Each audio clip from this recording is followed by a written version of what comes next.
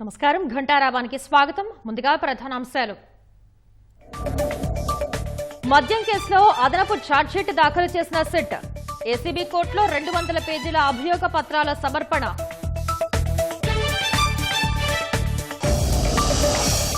పులివెందుల ఉప ఎన్నికలో పోలింగ్ బూత్ల మార్పులపై జోక్యం చేసుకోం. వైసీపీ పిటిషన్ను కొట్టేస్తూ హైకోర్టు నిర్ణయం.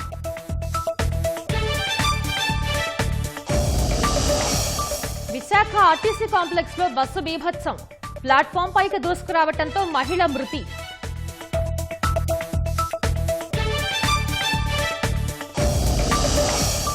విపక్షాల నిరసనల మధ్య 3 కీలక బిల్లులకు లోక్సభ ఆమోదం. నూతన ఐటీ, క్రీడా, జాతీయ డోపింగ్ బిల్లులకు పచ్చజెండా. ఓట్ల చోరీపై పార్లమెంటు వద్ద విపక్షాల ర్యాలీతో ఉద్రిక్తత. దేశంలో అరాచకం సృష్టించే యత్నమన్న బీజేపీ విమర్శ.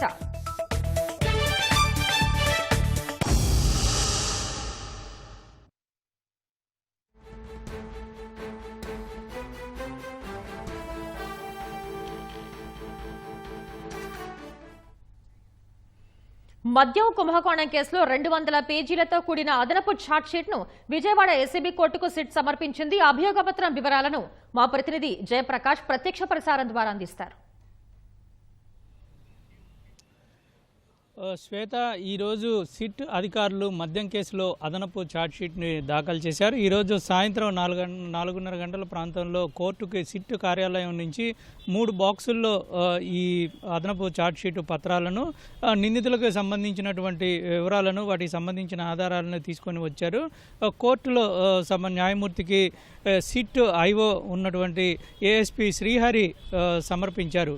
అందులో ప్రధానంగా చూసుకున్నట్లయితే సుమారు 200 పేజీల అదనపు ఛార్జ్షీట్ని న్యాయమూర్తికి సమర్పించారు. అందులో 3 నిందితులకు సంబంధించినటువంటి పూర్తి విషయాలను పొందుపరిచినట్లు మనకి తెలుస్తుంది. మొత్తంగా A31, 32, 33లుగా ఉన్నటువంటి ధనంజయ రెడ్డి, కృష్ణమోహన్ రెడ్డి, గోవిందప్ప బాలాజీలకు ఉన్నటువంటి ప్రమేయము, అదేవిధంగా ఈ కేసు మొదటి నుంచి చివరి వరకు ఏ విధంగా ఈ కేసులో ఇన్వాల్వ్ అయ్యారు, అదేవిధంగా ఈ కేసులో ప్రధాన నిందితులుగా ఉన్నటువంటి రాజకాశ్ రెడ్డితోటి ఏ విధంగా సమావేశాలు ఉన్నారు, వాళ్ళతోటి ఎటువంటి చర్చలు జరిపారు, దాని తర్వాత ఆ చర్చల తర్వాత అట్టపెట్టెల్లో నగదు తీసుకెళ్లినట్టు సిట్ అధికారులు గుర్తించారు. దానికి సంబంధించిన ఆధారాలు సేకరించడంతో పాటు పలువురు సాక్షులు ఇచ్చినటువంటి స్టేట్మెంట్లను కూడా, వాటి వివరాలను కూడా అందులో పొందుపరిచారు. అయితే ఈ రాజకాశ్ రెడ్డి నెట్వర్క్ ద్వారా చాణక్య, అదేవిధంగా తదితరుల నుంచి వరుణ్ పురుషోత్తము తదితరుల నుంచి తీసుకున్నటువంటి నగదుని ధనంజయ రెడ్డి, కృష్ణమోహన్ రెడ్డి, అదేవిధంగా గోవిందప్ప బాలాజీల ద్వారా అంతిమ లబ్ధిదారునికి చేర్చారు. ఆ లబ్ధిదారునికి చేర్చడంలో చాలా కీలకమైనటువంటి పాత్ర పోషించారు. ఏ రంగాల్లో పెట్టుబడులు పెట్టాలి, ఏ విధంగా పెట్టి ఈ మార్గాన్ని లబ్ధిదారుడికి చేర్చాలి అనేటువంటి విషయాలన్నింటినీ ఈ ముగ్గురే చూసుకున్నారు అనేటువంటి విషయాన్ని అందులో పొందుపరిచినట్టు తెలుస్తుంది. మరోవైపు ఇటీవల ఈ కేసు దర్యాప్తులో భాగంగా వచ్చినటువంటి తాజా అంశాల ఆధారంగా కొంతమంది ఖాతాల్లో ఉన్నటువంటి అనుమానాస్పద లావాదేవీలు, అంటే వ్యక్తుల ఖాతాల్లో ఉన్నటువంటి లావాదేవీలు, మరోవైపు చూసుకుంటే కొన్ని డిస్టిలరీల కంపెనీలకు సంబంధించిన లావాదేవీలు అనుమానాస్పదంగా ఉన్నాయి. ఇవన్నీ ముడుపులకు సంబంధించినవి అని సిట్టు నిర్ధారించడం, అదేవిధంగా గతంలో ఎన్నికల సమయంలో చిల్లకల్లు టోల్గేట్ వద్ద సుమారు 8 కోట్ల రూపాయలని స్వాధీనం చేసుకున్నారు. అది కూడా మద్య ముడుపులకు సంబంధించిన నగదేనని సిట్ అధికారులు తేల్చారు. అయితే ఈ విషయాలన్నింటినీ పొందుపరుస్తూ ప్రభుత్వం నుంచి 2 జీవోల ద్వారా సుమారు 62 కోట్ల రూపాయలకు సంబంధించిన నగదు సీజ్ చేసేందుకు అనుమతి గతంలో తీసుకున్నారు. అదే విషయాన్ని కోర్టులో కూడా దాఖలు చేశారు. వాటికి సంబంధించిన అనుమతి కోసం కోర్టులో కూడా పిటిషన్లు దాఖలు చేశారు. ఇదే విషయాన్ని ఛార్జ్షీట్లో ప్రస్తావించినట్టు తెలుస్తుంది. దీనికి సంబంధించిన ఆధారాలను కూడా ఛార్జ్షీట్లో ప్రస్తావించారు. తాజాగా జరిగినటువంటి ఈ నెల రోజుల పాటు జరిగినటువంటి దర్యాప్తు విషయాలు కూడా ఇందులో ప్రస్తావించినట్టు మనకి తెలుస్తుంది. ఇటీవల మిథున్ రెడ్డి, చెవిరెడ్డి భాస్కర్ రెడ్డి, అతని అనుచరుడు వెంకటేష్ నాయుడు తదితరులని అరెస్ట్ చేశారు. వారికి సంబంధించిన వివరాలు అంటే వాళ్ళ పాత్ర ఎంతవరకు ఉంది, అదేవిధంగా ఇప్పుడు ఈ ముగ్గురు నిందితులకు సంబంధించి మిథున్ రెడ్డికి సంబంధించిన పాత్ర ఎలా ఉంది, వాళ్ళకు ఉన్నటువంటి కమ్యూనికేషన్స్ ఎలా ఉన్నాయి అనేటువంటి విషయాలన్నింటినీ ఇందులో పొందుపరిచినట్టు మనకి తెలుస్తుంది. మొత్తం 3,500 కోట్ల రూపాయల కుంభకోణం జరిగినట్టుగా ప్రాథమికంగా నిర్ధారించారు. నెలకు సుమారు 50 నుంచి 60 కోట్ల రూపాయల మేర రాజకాశ్ రెడ్డి ఈ ముడుపుల రూపంలో వసూలు చేయటం, వసూలు చేసినటువంటి నగదంతా ఈ ముగ్గురి ద్వారా అంతిమ లబ్ధిదారునికి చేర్చడం జరిగిందని సిట్ అధికారులు తేల్చారు. మరోవైపు ఈ కొంత డంపుల రూపంలో కొన్ని ప్రాంతాల్లో ఈ మద్యం నగదుని దాచటం, అదేవిధంగా వాళ్ళకి అవసరమైనటువంటి ప్రదేశాలకు వాటిని తరలించి రకరకాల వినియోగాల కోసం వాటిని వినియోగించడం, అంతిమ లబ్ధిదారునికి చేర్చడం, ఈ విషయాలన్నింటినీ అందులో పొందుపరిచినట్టు మనకి తెలుస్తుంది. సుమారు 200 పేజీల పైగా ఈ అదనపు ఛార్జ్షీట్ని దాఖలు చేశారు. మరోవైపు ఈరోజు మద్యం కేసులో నిందితులకు సంబంధించిన పలు పిటిషన్లు విచారణకు వచ్చాయి. ముఖ్యంగా A1 రాజకాశ్ రెడ్డి మూడోసారి బెయిల్ పిటిషన్ దాఖలు చేశారు. ఈ బెయిల్ పిటిషన్ పైన విచారణను ఈ నెల 13వ తేదీకి వాయిదా వేసింది. కౌంటర్ దాఖలు చేయాలని ఆదేశాలు జారీ చేసింది. మరోవైపు నవీన్ కృష్ణ, అదేవిధంగా ఈ మరొక నిందితుడు బాలాజీ కుమార్ యాదవ్ల బెయిల్ పిటిషన్లపైన విచారణ జరిపింది. కౌంటర్ దాఖలు చేసేందుకు, వాదనలు వినిపించేందుకు ఈ నెల 14వ తేదీకి వాయిదా వేసింది. మరొక వైపు చెవిరెడ్డి భాస్కర్ రెడ్డి సంబంధించిన బెయిల్ పిటిషన్ పైన తదుపరి విచారణను ఈ నెల 13వ తేదీకి వాయిదా వేస్తూ కౌంటర్ దాఖలు చేయాలని తెలిపింది. వీటన్నిటితో పాటుగా కసిరెడ్డి రాజశేఖర్ రెడ్డి దాఖలు చేసినటువంటి 11 కోట్ల రూపాయలకు సంబంధించిన పిటిషన్లపైన విచారణ జరిపింది. ఈ 11 కోట్ల రూపాయలు తనకు సంబంధం లేదు, కావాలని నన్ను ఇరికిస్తున్నారు అని ఒక పిటిషన్ దాఖలు చేశారు. దాంతోపాటు ఫుటేజ్, దీనికి సంబంధించి ఫుటేజ్ కావాలని దాఖలు చేసినటువంటి పిటిషన్ పైన విచారణ చేశారు. అయితే ఈ తదుపరి విచారణ కోసం 13వ తేదీకి వాయిదా వేస్తూ కౌంటర్ దాఖలు చేయాలని సిట్ అధికారులని ఆదేశాలు జారీ చేసింది. మొత్తం మీద ఈరోజు కొన్ని బెయిల్ పిటిషన్లు వాయిదాలు జరిగాయి. కొన్ని కౌంటర్ దాఖలకు, మరికొన్ని వాదనలు వినిపించేందుకు వాదనలు జరిగాయి. మరోవైపు ఈరోజు దాఖలు చేసినటువంటి పిటిషన్లలో ఎవరికైతే 90 రోజులు గడుస్తుందో, అరెస్ట్ చేసి 90 రోజులు గడుస్తుందో ఆ ముగ్గురు నిందితులపైన ఈరోజు ఛార్జ్షీట్ దాఖలు చేశారు. అందులో వాళ్ళు ఉన్నటువంటి ఈ కేసుతో ఉన్నటువంటి ప్రమేయము, అదేవిధంగా ప్రస్తుతం ఈ కేసు చాలా కీలక దశలో ఉంది. ఈ కేసులో ఉన్నటువంటి కీలక దశలో వీళ్ళు చాలా కీలక పాత్ర పోషించారని అందులో ప్రధానంగా తెలిపినట్టు మనకి తెలుస్తుంది. మరోవైపు రేపు ఈ ముగ్గురికి సంబంధించిన బెయిల్ పిటిషన్ల పైన ఉత్తర్వులు కూడా రానున్న నేపథ్యంలో ఈ ఛార్జ్షీట్ అంశాలు కొంత ఉత్కంఠగా చోటు చేసుకున్నాయని మనం చెప్పుకోవచ్చు. ఈ రెండో అదనపు ఛార్జ్షీట్ కొంత కీలకంగా మారే అవకాశం ఉంది. ఎందుకంటే ఇటీవల జరిగినటువంటి పరిణామాలు, నగదు ఏ విధంగా దాచిపెట్టారు, ఏ విధంగా తరలించారు, ఎలాగ డంపు రూపంలో పెడుతూ ఉన్నారు అనేటువంటి విషయాలన్నింటినీ తాజాగా వచ్చిన వీడియోలు, అదేవిధంగా స్వాధీనం చేసుకున్నటువంటి నగదు ద్వారా అందరికీ తెలిసిందే. ఇవన్నీ ఉండటంతో కొంత కీలక దశలో ఉందనేటువంటిది ఖచ్చితంగా చెప్పుకోవచ్చు. కెమెరామెన్ స్వామితో జయప్రకాష్, ఈటీవీ న్యూస్, విజయవాడ. అధిక ధరలకు ఎరువుల విక్రయాలపై ఉప ముఖ్యమంత్రి పవన్ కళ్యాణ్ ఆదేశాలతో కాకినాడ జిల్లా అధికారుల్లో కదలిక వచ్చింది. ఎరువుల దుకాణాల్లో అధికారులు తనిఖీలు చేపట్టారు. అధిక ధరలకు ఎరువులు విక్రయిస్తున్నారని రైతులు పవన్ కళ్యాణ్ కు ఫిర్యాదు చేశారు. దీనిపై స్పందించిన పవన్ కళ్యాణ్ చర్యలు చేపట్టాలని అధికారులను ఆదేశించారు. జిల్లాలోని ఎరువుల దుకాణాల్లో రెవెన్యూ, వ్యవసాయ శాఖ అధికారులు సోదాలు చేస్తున్నారు. పిఠాపురం నియోజకవర్గం గొల్లప్రోలులో కాకినాడ ఆర్డీఓ మల్లిబాబు, వ్యవసాయ శాఖ ఏడీ స్వాతి ఎరువుల దుకాణాల్లో తనిఖీలు నిర్వహించారు. ఎరువుల నిల్వలు, నాణ్యతతో పాటు రికార్డుల్ని పరిశీలించారు. భారత్ ఎగుమతులపై అమెరికా సుంకాలు ఎంతో కాలం నిలబడవని కేంద్ర మంత్రి భూపతిరాజు శ్రీనివాస వర్మ అన్నారు.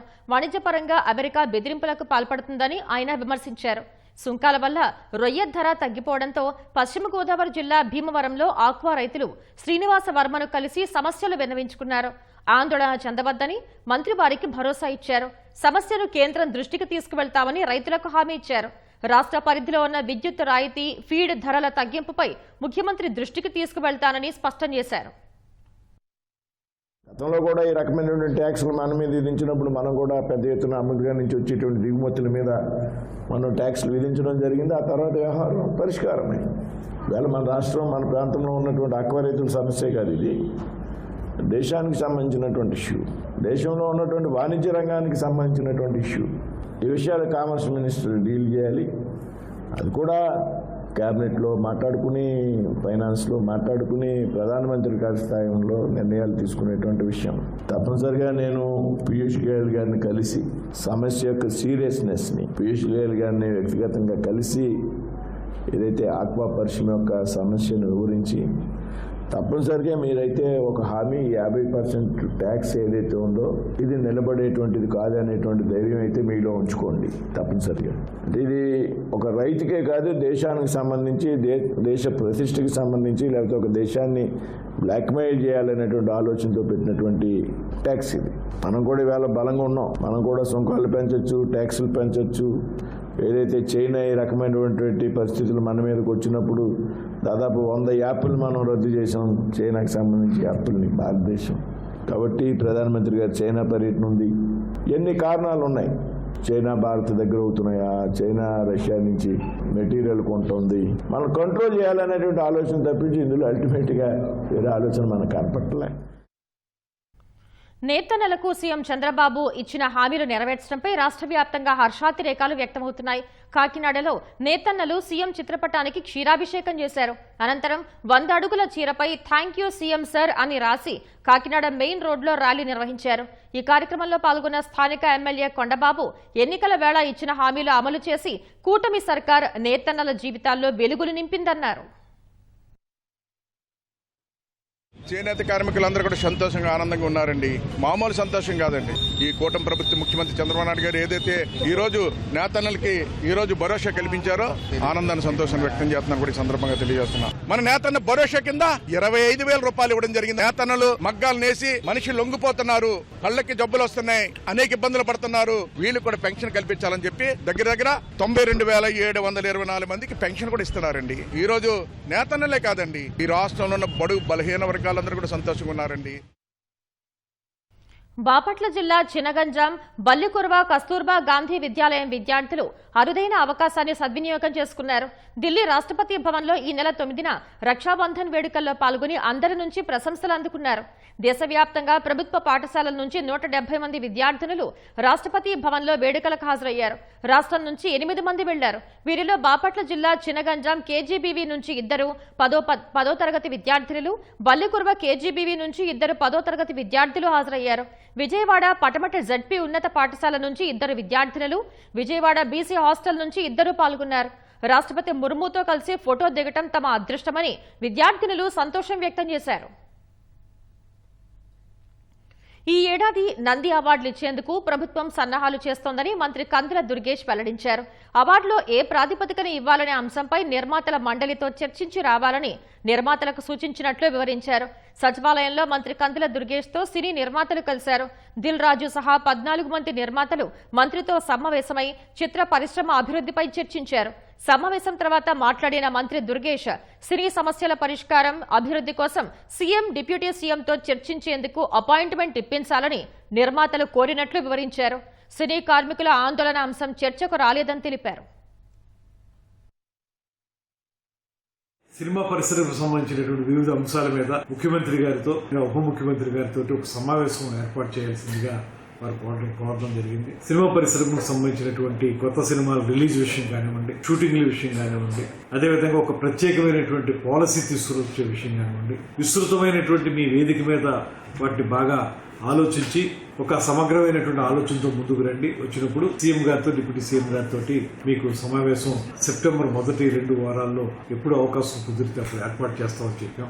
ఇప్పటికే ముఖ్యమంత్రి గారు నంది అవార్డుల విషయంలో కానీ, నంది నాటకోత్సవాల విషయంలో కానీ ఒక స్పష్టమైనటువంటి వైఖరి తీసుకున్నారు. అదేవిధంగా నంది అవార్డుల విషయంలో ఉప ముఖ్యమంత్రి గారు కూడా చాలా సూచనలు చేశారు. వీటిని దృష్టిలో పెట్టుకుని ఈ సంవత్సరం కూడా నంది అవార్డుల పంపిణీ కార్యక్రమాన్ని ఏర్పాటు చేయాలనేటువంటి ఆలోచన చేస్తా ఉన్నాం. దాన్ని ఏ రకంగా చేయాలనేటువంటి దాని మీద 2-3 ప్రత్యామ్నాయాలు ఉన్నాయి.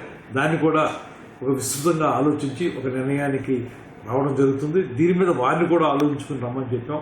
తెలుగు సినిమా అనేది ఇటు తెలంగాణకైనా ఇటు ఆంధ్రప్రదేశ్కైనా ఒకటే. ఎక్కడైనా ఉత్తమ చిత్రంగానే నిలబడుతుంది కనుక 2 రాష్ట్రాలు కలిసి చేయాలా లేకపోతే విడివిడిగా చేయాలనేటువంటి అంశం మీద నిర్మాతలు భిన్న అభిప్రాయాలు తెలియజేశారు.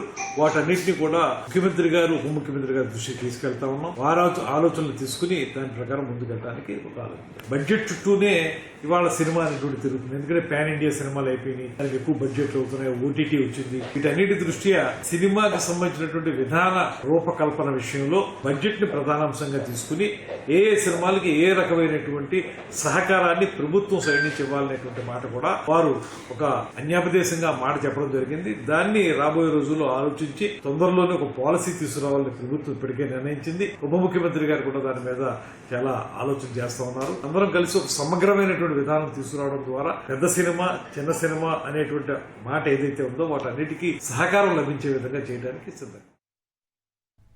సినీ రంగంలో నిర్మాతలెవరూ ఇబ్బడి ముబ్బడిగా లాభాలు గడించడం లేదని, వేతనాలు పెంచాలంటూ యూనియన్లు ఒత్తిడి తీసుకురావడం సమంజసం కాదని చిన్న సినిమాల నిర్మాతలు స్పష్టం చేశారు.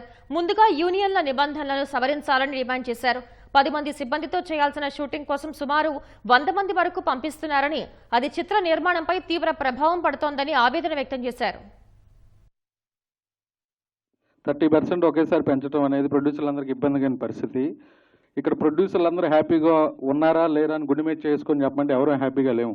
ఒక సినిమా హిందీ డబ్బింగ్ కొనుక్కుంటే సినిమా ఆడలేదని రిలీజ్ తర్వాత 50 లక్షలు ఆపేస్తున్నాడు. ఓటీటీ రిలీజ్ తర్వాత 50%, 1 month అని అగ్రిమెంట్ ఉంటుంది, 4 నెలల తర్వాత ఇస్తున్నాడు. మేము కూడా డబ్బుల కోసం వెయిట్ చేస్తున్నాం ఇక్కడ. కానీ మేము వెయిట్ చేయం, ఏ రోజుకి ఆ రోజు ఇవ్వాలనేది మాత్రం చాలా ఇబ్బందిగా పరిస్థితి. ఇంకొకటి, నాదే ఒక సినిమా లాస్ట్ ఇయర్ సెట్లో 250 మంది జూనియర్లు ఉన్నారు. అక్కడ కరెక్ట్గా కార్డు ఉన్న వాళ్ళు 50 మంది లేరు. మిగతా వాళ్ళు ఎవరు? మరి యూనియన్ ఏం చేస్తుంది? ఇది కూడా ఒక రకమైన మోసమే. నాన్ మెంబర్స్కి ఇస్తుంది ఒక రేటు, మెంబర్స్కి ఇస్తుంది ఒక రేటు. మరి ఆ డబ్బులు ఎక్కడికి వెళ్తున్నాయి? ఒక స్మాల్ మూవీస్ తీసే ప్రొడ్యూసర్స్కి ఒక డెమోక్రసీ లేదు అని అనిపిస్తుంది అనమాట. రీజన్ ఏంటంటే యూనియన్ రూల్స్ వల్ల. అన్న సీన్ ఒక హీరో ఫ్రెండ్ మధ్యలో తీసే ఒక చిన్న సీన్కి 80 మంది పనిచేస్తుంటారు అక్కడ. మీరు ఒక్కసారి వచ్చి చూడండి.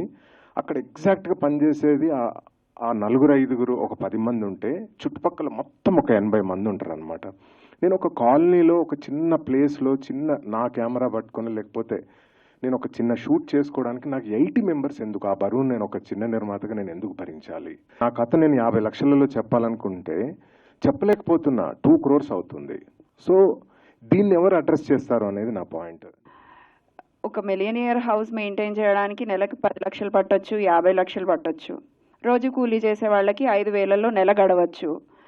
ఎవరికి తగ్గట్టు వాళ్ళు వాళ్ళ సంసారాన్ని చక్కదిద్దుకుంటున్నప్పుడు ఒక సినిమా చేయాలనుకుంటున్న ప్రొడ్యూసర్ మాత్రం వాళ్ళకి నచ్చినట్టు ఎందుకు చేసుకోకూడదండి? మాకు నచ్చిన అసోసియేషన్స్, మాకు నచ్చిన వాళ్ళని మేము ఎందుకు పెట్టుకోకూడదు?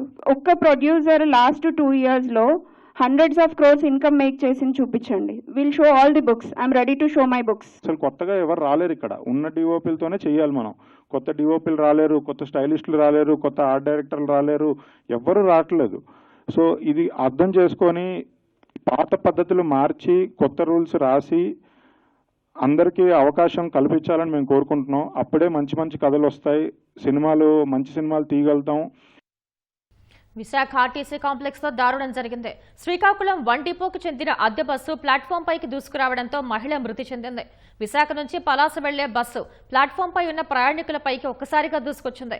ఈ ప్రమాదంలో మహిళ అక్కడికక్కడే మృతి చెందగా బస్సు ఢీకొని మరో వ్యక్తికి తీవ్ర గాయాలయ్యాయి. అతన్ని వెంటనే ఆసుపత్రికి తరలించారు. బ్రేకులు ఫెయిల్ కావటం వల్లే ప్రమాదం జరిగిందని అధికారులు చెబుతున్నారు. మృతురాలు విజయనగరం జిల్లా ఎస్కోట మండలం పోతనాపల్లి గ్రామానికి చెందిన గేదెల ముత్యాలమ్మగా గుర్తించారు. విశాఖలో తన అల్లుడి ఇంట శుభకార్యానికి హాజరై తిరిగి వెళ్లేందుకు బస్టాండ్లో వేచి చూస్తుండగా ఈ దుర్ఘటన జరిగింది.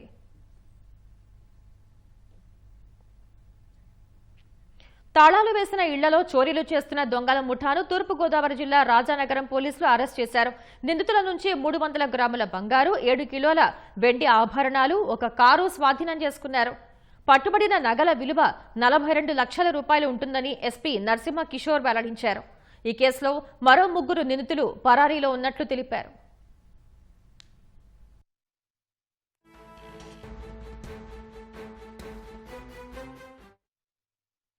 బీహార్ ఓటర్ జాబితా సవరణకు వ్యతిరేకంగా ప్రతిపక్షాల నిరసన మధ్య లోక్సభ 4 కీలక బిల్లులకు ఆమోదం తెలిపింది. ఇందులో పన్నులకు సంబంధించి బిల్లులు 2 ఉంటే 2 బిల్లులు క్రీడలకు చెందినవి ఉన్నాయి.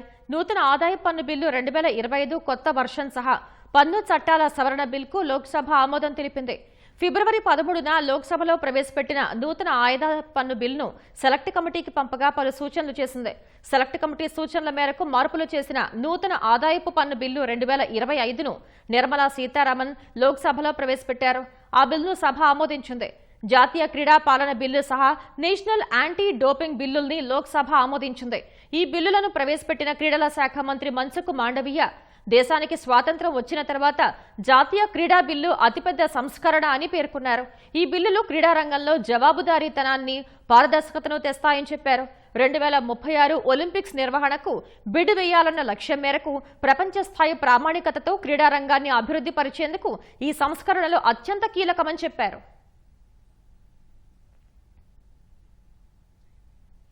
బీహార్లో చేపట్టిన సమగ్ర ఓటర్ జాబితా సవరణ ఎస్ఐఆర్ను వ్యతిరేకించడం సహా లోక్సభ ఎన్నికల్లో ఓట్ల చోరీ జరిగిందనే ఆరోపణలపై పార్లమెంటు నుంచి ఈసీ ఆఫీస్ వరకు ప్రతిపక్షాలు చేపట్టిన నిరసన ర్యాలీని పోలీసులు భగ్నం చేశారు. ఈ ఉదయం ఉభయ సభలు మొదటిసారి వాయిదా పడిన తర్వాత ప్రతిపక్షాలు పార్లమెంట్ నుంచి ఈసీ వరకు ర్యాలీ చేపట్టాయి. లోక్సభలో ప్రతిపక్ష నేత రాహుల్ గాంధీ నేతృత్వంలో విపక్ష సభ్యులు ర్యాలీలో పాల్గొన్నారు. కాంగ్రెస్ చీఫ్ మల్లికార్జున ఖర్గే, ఆ party MP Priyanka Gandhi, NCP నేత శరద్ పవార్, శివసేన, డీఎంకే, టీఎంసీల నుంచి సంజయ్ రౌత్, మహువా మొయిత్రా సహా అనేక మంది ర్యాలీలో పాల్గొని ఎన్నికల సంఘానికి వ్యతిరేకంగా నినాదాలు చేశారు, ప్లకార్డులు ప్రదర్శించారు. ట్రాన్స్పోర్ట్ భవన్ వద్ద ఎలాంటి అనుమతి లేదన్న పోలీసులు పెద్ద ఎత్తున బ్యారికేడ్లు ఏర్పాటు చేసి వారిని అడ్డుకున్నారు. సమాజ్వాదీ అధినేత అఖిలేష్ యాదవ్, పలువురు మహిళలు, ఆందోళనకారులు బ్యారికేడ్ల పైకెక్కి కేంద్ర ప్రభుత్వానికి వ్యతిరేకంగా నినాదాలు చేశారు. తర్వాత ప్రియాంక గాంధీ, అఖిలేష్ యాదవ్ సహా విపక్ష సభ్యులు రోడ్డుపై బైఠాయించారు. ఈ దశలో రాహుల్ గాంధీ, ప్రియాంక గాంధీ, సంజయ్ రౌత్, సాగరికా ఘోష్ను పోలీసులు అదుపులోకి తీసుకుని అక్కడి నుంచి తరలించారు. ఈ పరిణామంపై మండిపడిన రాహుల్ ఓట్ల చోరీపై ఈసీ మౌనంగా ఉన్నప్పటికీ నిజం దేశం ముందుకు వచ్చిందన్నారు. దేశంలో అరాచకం సృష్టించేందుకు విపక్ష పార్టీలు యత్నిస్తున్నాయని బీజేపీ ఆరోపించింది. ఈసీకి వ్యతిరేకంగా ఢిల్లీలో విపక్షాలు చేపట్టిన నిరసన మార్చును తప్పుపట్టింది. కాంగ్రెస్ అగ్రనేత రాహుల్ గాంధీ ఓట్ల చోరీ అంటూ అబద్దాలు మాట్లాడుతున్నారని కేంద్ర మంత్రి ధర్మేంద్ర ప్రధాన్ అన్నారు. ప్రశ్నించేందుకు సమస్యలు లేకపోవడంతో కాంగ్రెస్ ఈ తరహా వ్యూహాలు పన్నుతోందని మండిపడ్డారు. దేశంలో అస్థిరతను సృష్టించేందుకే విపక్ష పార్టీలు నిరసన కార్యక్రమం చేపట్టాయని ఆరోపించారు. దేశంలో ప్రజాస్వామ్యాన్ని నాశనం చేయాలనుకునే వారి భాషను రాహుల్ గాంధీ మాట్లాడుతున్నారని విమర్శించారు. చొరబాటుదారులను ఓటర్లుగా మార్చేందుకు ఈసీపై విపక్షాలు నిరాధారమైన ఆరోపణలు చేస్తున్నాయని కేంద్ర మంత్రి ఆరోపించారు.